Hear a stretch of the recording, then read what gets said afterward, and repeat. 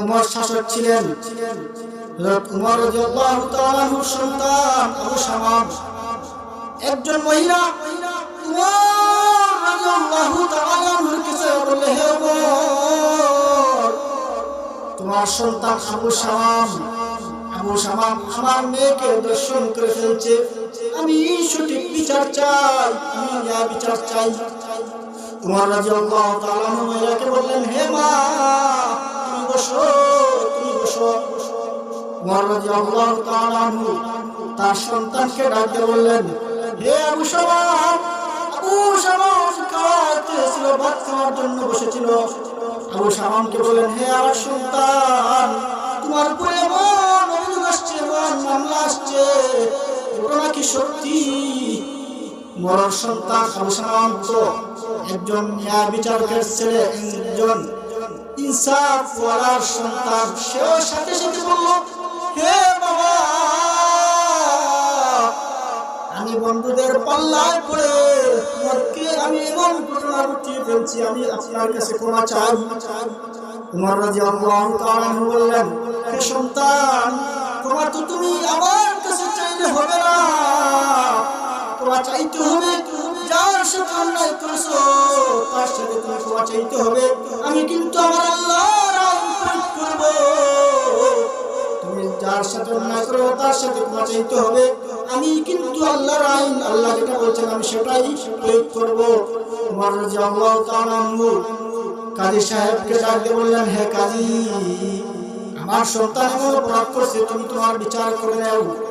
কাজীকে বলা হয়েছে, কাজী, এটা আমার সন্তান, আমি অত বড় একজন শাসকের সন্তান মনে করে তুমি বিচারটা হালকা করিও না।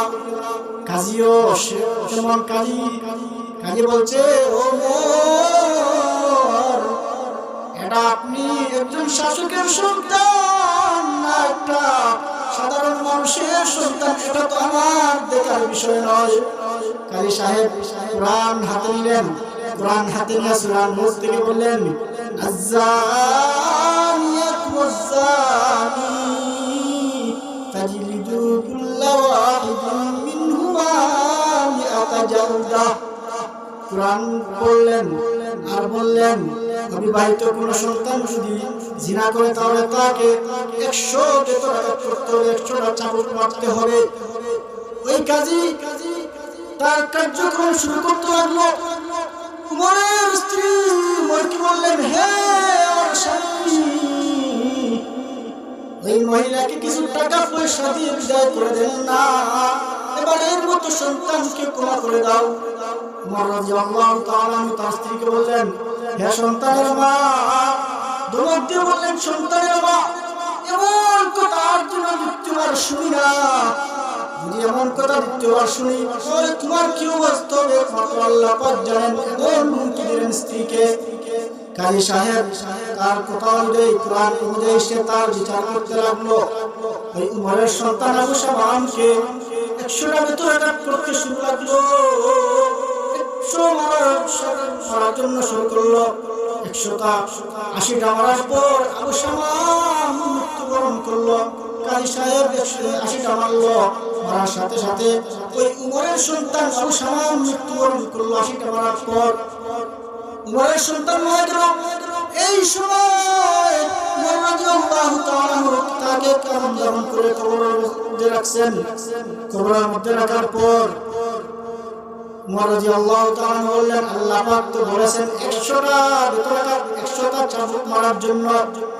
আমার সন্তান তো 80টা মারার পর সে মৃত্যুবরণ করলো, তাহলে বাকি 20টা কে মার খাবে?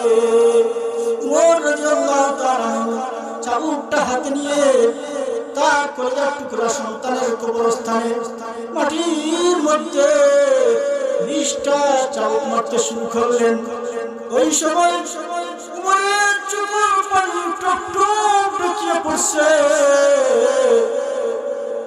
আর সন্তানের কাছে চাইছে, আমার সন্তান, তুমি আমাকে ক্ষমা করিও, তোমাকে আমি ভালোবাসি, তোমাকে অনেক মহব্বত করি, কিন্তু আমি আমার আল্লাহকে ভালোবাসি।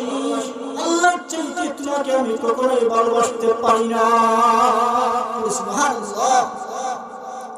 উমর রাদিয়াল্লাহু তাআলা আনহু ছিলেন ন্যায় বিচারক, ন্যায় শাসক। ন্যায় শাসকের কি পরিমাণ তার মনের চেতনা আর মনের আবেগ, তার সন্তানকেও ছেড়ে দেন না। কেন ছাড়বেন? কোরআন বলেছে 100টা বেতরকাত, তাহলে আমি 100টা বেতরকাত করবো। এখানে কোনো ভেদাভেদ নাই। কোরআন যেটা বলে আমরা সেটা মানবো। আজ আমরা কোরআন অনুযায়ী চলি না। কোরআন বলছে হত্যার বদলে হত্যা করতে হবে।